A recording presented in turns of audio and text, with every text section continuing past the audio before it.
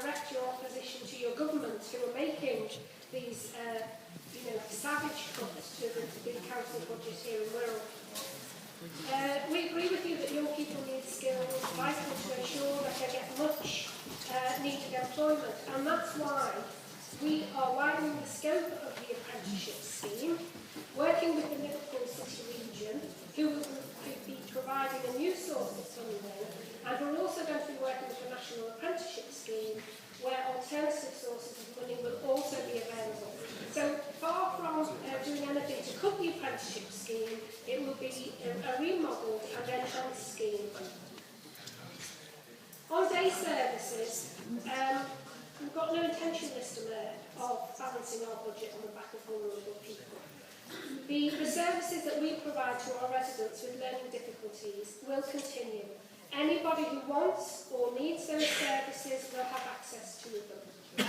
What we may ask people to do, or will ask people to do, is relocate to a more suitable building for them to use. No.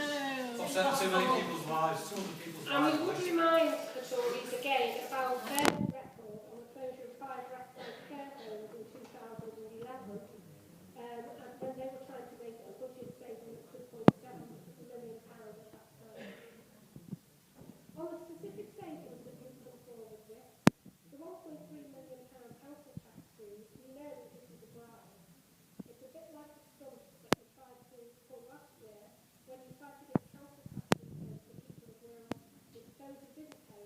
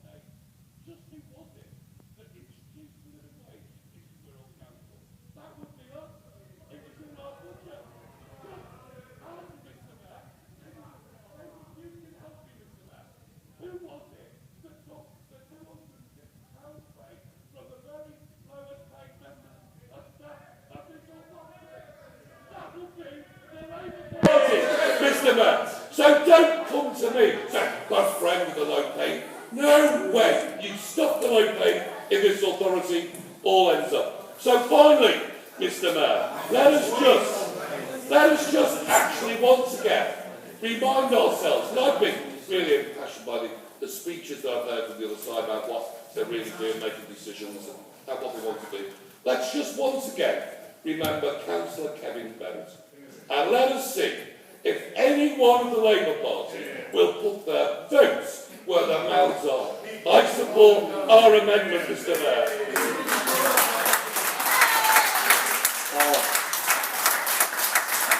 Do you wish to exercise your right to reply? I certainly do. I thought you might. I had to think about that for a minute.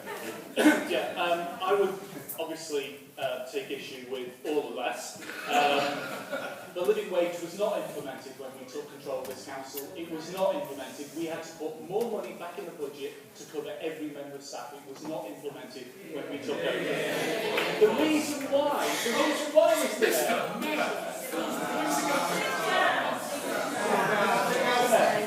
Carry on. Of course, the reason why we couldn't do the £250 is because that party opposite left this administration with a £17 million over 70. That is the legacy of the last two budgets proposed by those. That group over there.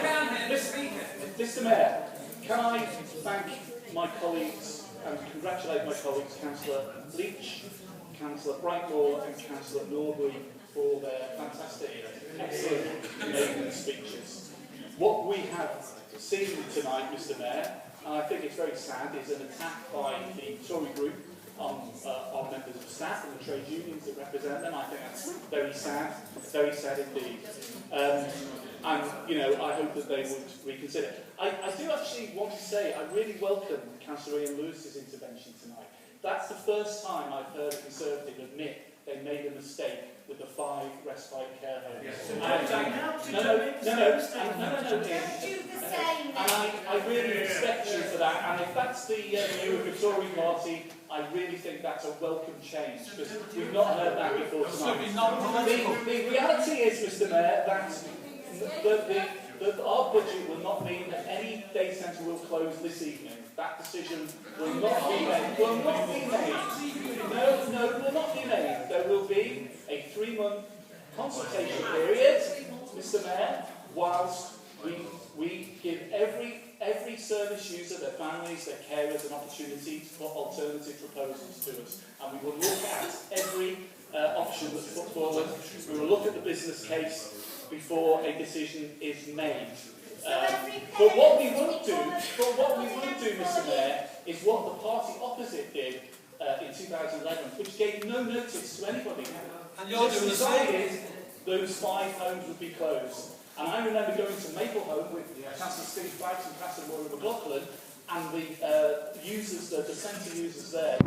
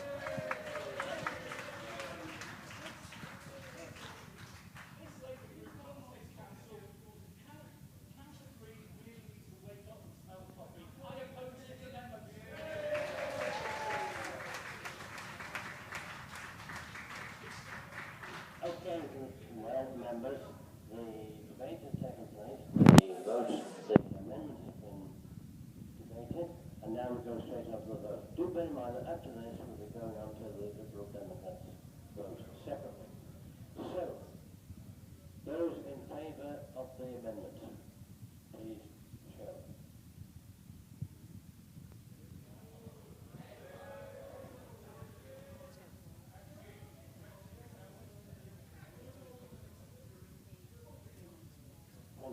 Those against the amendment.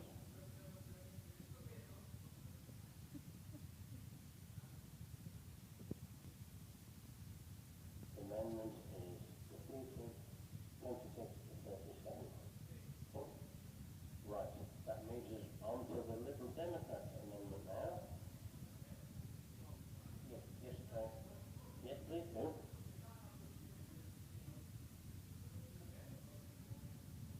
Is that a non-point of order?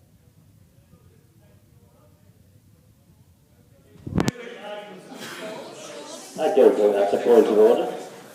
Right. Councillor Harney, you are about to propose your amendment, I hope. Have you got a seconder? Thank you. Councillor Harney. Thank you, Mr. Mayor. I would like to deal with some of the issues that have been raised.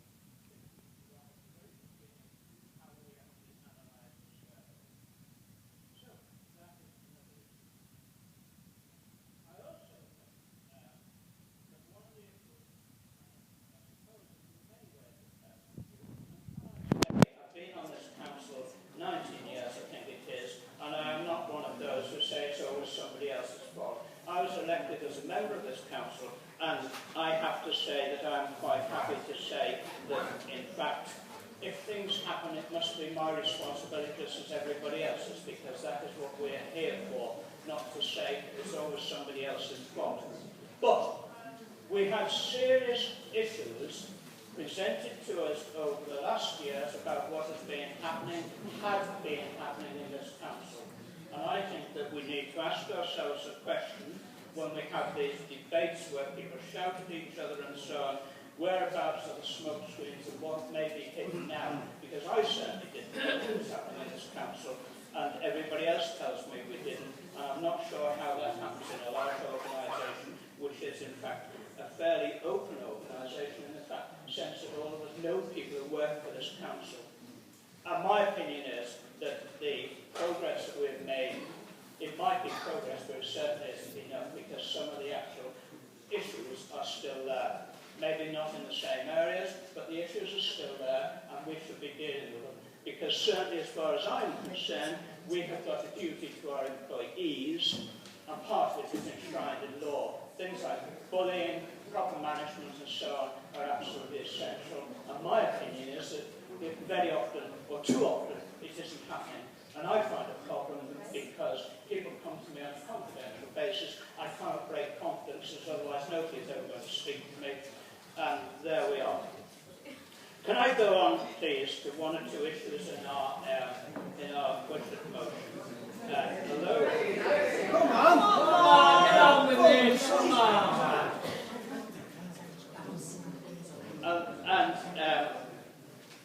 Can I say about the day services? I do think it is unfortunate that we are in a position where major changes have to come about at a budget council meeting and get very amongst everything else. I do think that, in fact, for example, and our colleague Adrian over here was talking about something in the 1960s. But one of the things I had experience of in the 1960s was, in fact, the movement towards the reorganisation of schools after Circular 1066 in 1966. The reality is that very often damage was done because the way in which we consulted and the way in which the reorganisation was done. I would have hoped that in all the years since then we should have learned how we should consult with people. And I feel that we are in fact not doing it in a proper manner at the moment, because I accept that everybody wishes in fact to do the best for our communities, but I do think that we have to recognise that if people feel disempowered and not in control, then it actually damages them. And therefore, and I know it isn't easy, but nevertheless we need systems in place that we involve people at a very early stage about when we're talking about the lives of those people. And I think to say that I think to start with buildings is a mistake. We have to start with people. And I do think that I hope that the noises I'm hearing from the leader of the council are that in fact we will not push something through against the wishes of those people. Only time will tell, and I hope that we can follow that up. Another issue, which hasn't been mentioned, I don't think, is the issue of the price of democracy. I did read with care, of course, as we all did, the consultation paper. I've also had a great number of people telling me about, one, that we're paying too much, there are too many of us, and so on. Now, either we consult or we don't consult. If we're going to consult, then we should be consulting about the number of people, and I know that many people, there are strong arguments for the number of councillors in this chamber, but that's something that we should be trying to persuade the people of this borough, because this is one thing that we undoubtedly have a vested interest in. We could hardly not. How we're elected, how many of us are there, and so on, there must be. We must have a vested interest. Therefore, we should be ultra careful about this. And my feeling is that we should, in fact, not ignore the many comments and claims that are made about all of those issues, but we should be able to go to the public and actually argue it with the public and try to get our... if we feel differently than they do, we should put our case at least we should find out what they actually think by designing our questions in such a way that that they can in fact comment on those issues. On our first page of our page 9 in the book is a list of our proposals. I got an intuitive feeling you may not want me to read them all out. So I'm quite happy to. I will say that in fact we believe that if we increase the council tax, then many people in our society, and I have to admit I'm one, can afford it. There are many people in our society who can't. And that is always a balance. It will always be a balance until somebody comes along and changes the system of council tax. But there we are. So, all in all, Mr. Mayor, I have pleasure in moving this amendment. Thank you. Okay, well, as we're opening this to debate now, could I suggest, I'm told by the director that in this new arrangement we've got, people who spoke in the first debate can speak in the second amendment too. But I would just beg you to consider the fact that you've probably said it all already, have you? So should we try to have it only people that haven't already spoken? But I'm told that strictly speaking, let's speak out. Mr. Mayor, we did make clear at the outset that this is the way this will work. I do think if we went see bills, like the bill is about to get up again, I do think that Dan should have an opportunity, the group should have an opportunity to speak on favour of the resolution. Well, none of them have spoken, hardly any have spoken yet. Of course, so if you haven't spoken already, we'd love to hear from you. Councillor Alan Bright, Brickhouse.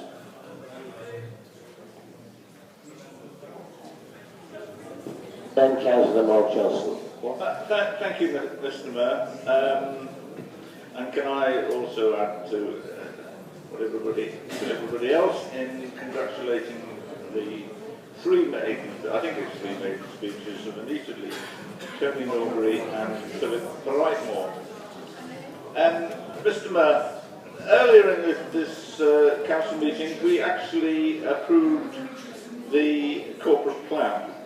And the corporate plan, quite rightly, puts forward the, I think its first claim is that the council's role is to protect the vulnerable. And it also then goes on to talk about running the council in the most effective and efficient way as possible. Now, I don't for 1 minute, I know that the Labour Party want to protect the vulnerable. I don't argue about that. That's very much one of their core beliefs, maybe their number one belief. Yeah. Can I just interrupt you?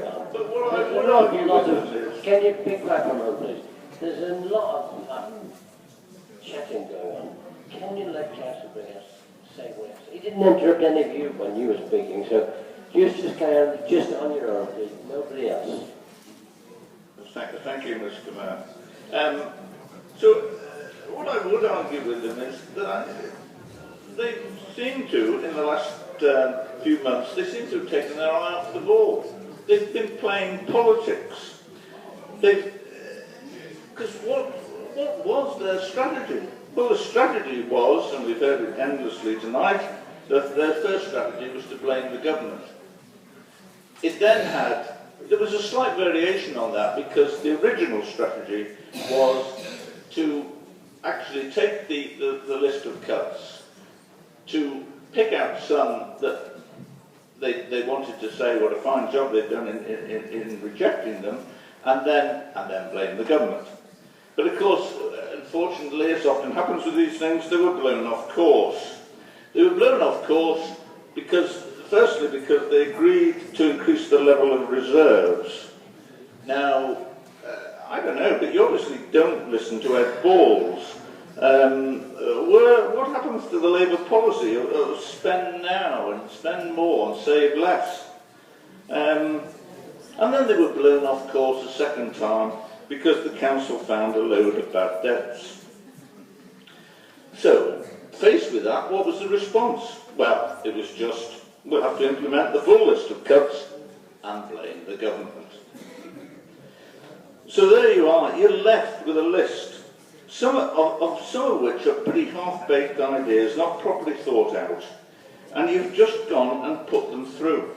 Now, instead of playing politics, you could have concentrated on what really needs to be done.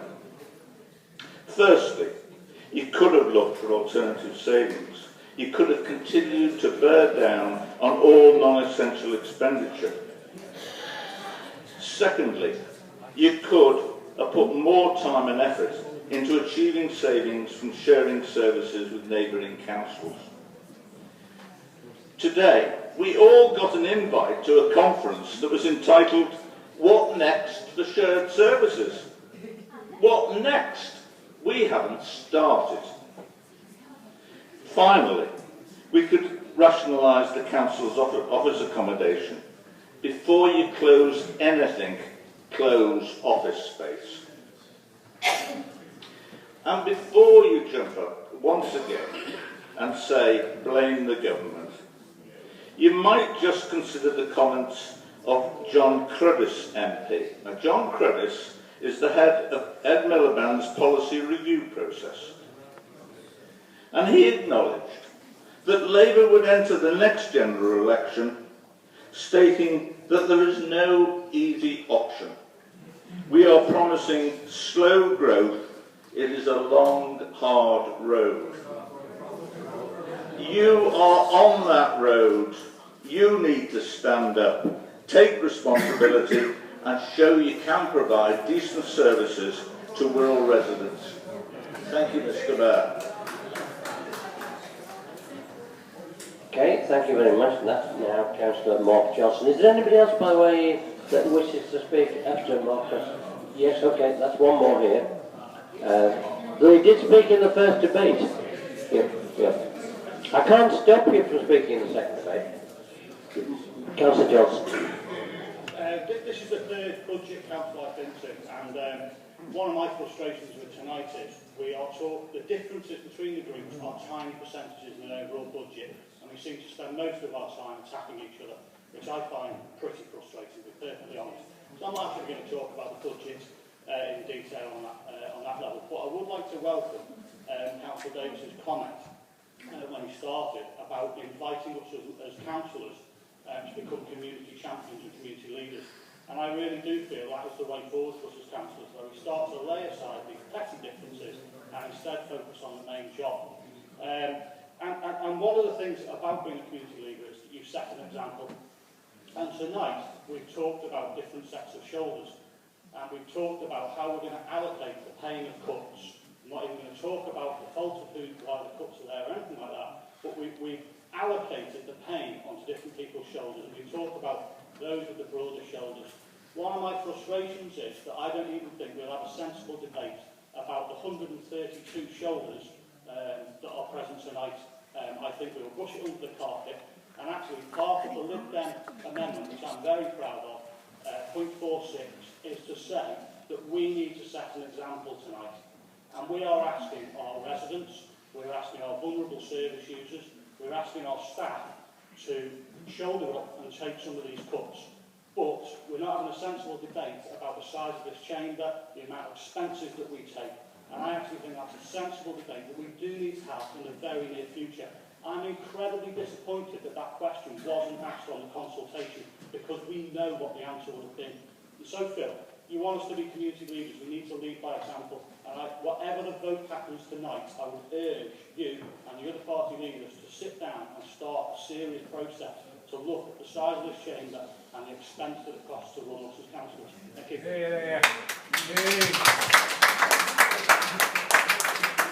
Now, Councillor Gilchrist, no, one moment now. Wait a minute, listen to me. The Director of Law has told me that he is entitled to speak, and as he's always so brief in what he says, I'm going to let him speak. That's okay. Mr. Mayor, I rise to apologise to the 3 new members of the Council I failed to mention when I made my first speech. I know what it's like to have nerves all the time, so I appreciate just how much went into the courage members had to speak. Secondly, to understand, or I hope understand, a point raised by Councillor Chris Jones in the last debate about the numbers attending the day centres now, which I think was given as 666. Councillor Jones is nodding. Mr Mayor, there is a chart, a graph, in a number of documents doing the round which shows attendance at day figures. I want to take members back to the Select Committee in March 2012, when it reported that numbers had dropped from 693 in 2008 to 554 in 2011. I want to know if I'm comparing right with right, because if we're told it was 554 in 2011 and we're told it's now 666, I do want to be clear before seizing on that that's accurate. A paper is also circulating, Mr Mayor, about what would be looked at in the review: the capacity of the centre, the demand requirements, the user profiles, the staffing requirements, the efficiency savings, the unit costs, the expenditure required. I do have a paper about what's said to be required to be spent on each of the buildings. Those members of long service might remember the story of Oaklands, where members challenged what was to be spent on the buildings. They challenged those figures, and different figures emerged, Councillor Walter Smith. We are told that one centre needs 300,000, another needs $500,000, another needs 275,000. I'm not naming the centres, but I do want to say that if we are going through a process, everything we must consider is accurate. What troubles me about the process is that we're already saying this, the resolution says it will be done with a sword of £750,000 worth of savings hanging over it, or more.